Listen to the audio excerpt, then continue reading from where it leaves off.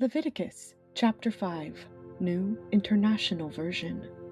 If anyone sins because they do not speak up when they hear a public charge to testify regarding something they have seen or learned about, they will be held responsible.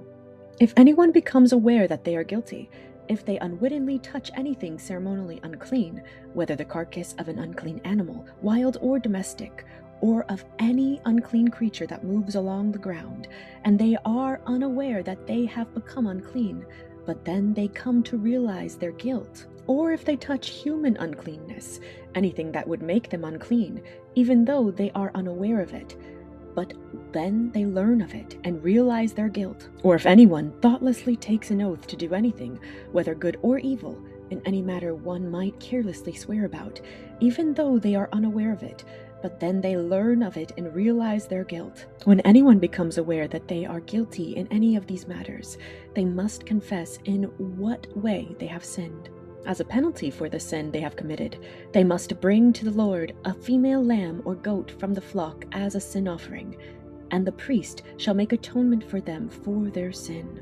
Anyone who cannot afford a lamb is to bring 2 doves or 2 young pigeons to the Lord as a penalty for their sin, one for a sin offering and the other for a burnt offering.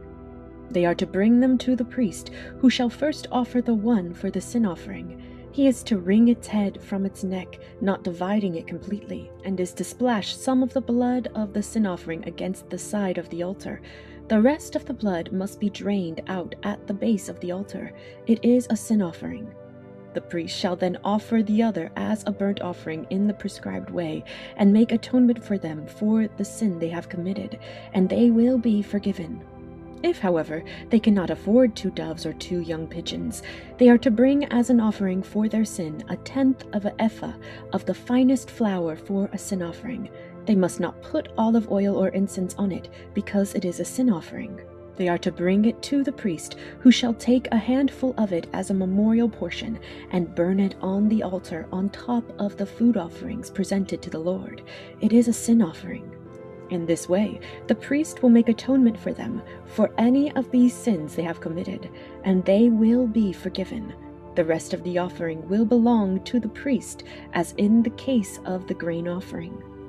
The Lord said to Moses, "When anyone is unfaithful to the Lord by sinning unintentionally in regard to any of the Lord's holy things, they are to bring to the Lord as a penalty a ram from the flock, one without defect and of the proper value in silver, according to the sanctuary shekel.